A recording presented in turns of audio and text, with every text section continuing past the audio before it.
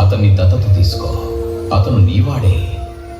కానీ విను, ఈ రహస్యాన్ని సమాధుల కంటే లోతుగా పాతిపెట్టు. ఇది ఎవరికి ఎప్పటికీ తెలియకూడదు. అతను చాలా అందమైన బాలుడు. మీ ఆశీర్వాదం కోసం అతన్ని తీసుకొస్తాను.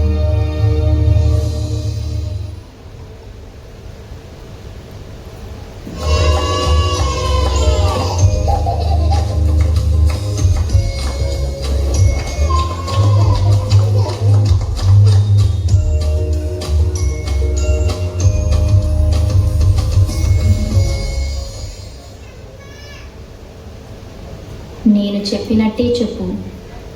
నువ్వెవరివి? లేవి కుమారుడిని. నిన్నెవరు సృష్టించారు? అబ్రహాము, ఇస్సాకు, యాకోబుల దేవుడు.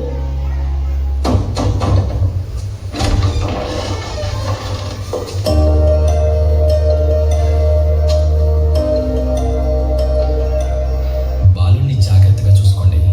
యువరాణి అతని కోసం ఎదురు చూస్తున్నారు.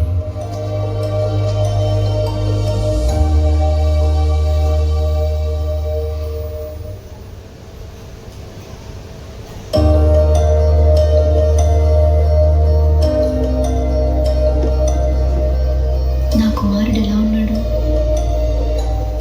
క్షేమంగా ఉన్నాడు యువరాణి. అబ్రహాము, ఇస్సాకు, యాకోబుల దేవా, మా కుమారుణ్ణి తిరిగిచ్చినందుకు నీకు కృతజ్ఞతలు. అతను మాకంటే ముందుగా నీవాడు. అతన్ని కాపాడుము.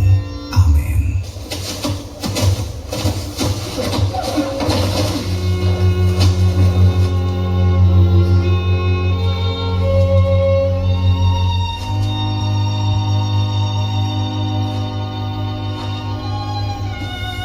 అమ్రాము, ఏమైంది?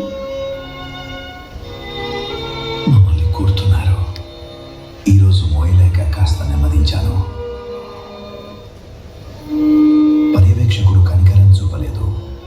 40 ఏళ్లుగా ఈ నేల కోసం నా వెన్ను వంచుతున్నాను. రేపు నువ్వు రాజభవనానికి నీ ఇంకో అమ్మ దగ్గరికి వెళ్తావు. అది మంచి చోటు. అక్కడ ఎన్నో గొప్ప విషయాలు నేర్చుకుంటావు. నువ్వు వస్తావా? వస్తాను నా కుమారుడా.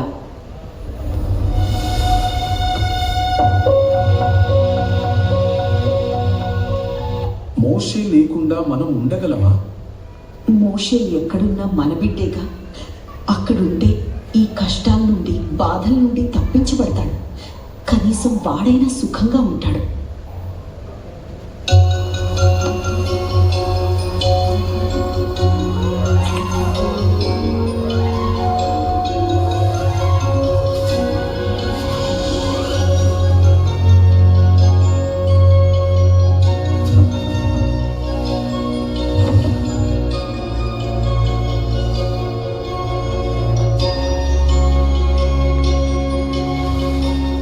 దేవుడు నిర్ణయించిన పరిపూర్ణ సమయాన ఆయన ప్రణాళిక నెరవేరింది.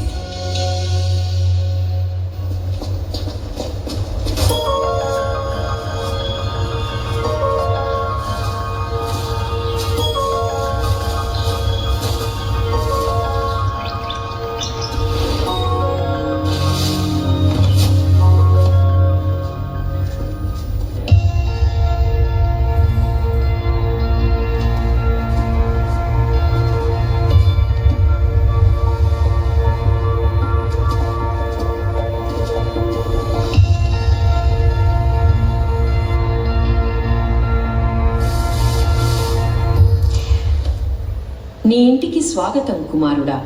నా కుమారుణ్ణి ఇంతకాలం జాగ్రత్తగా చూసుకున్నందుకు ధన్యవాదాలు. ఇక నువ్వు వెళ్ళొచ్చు.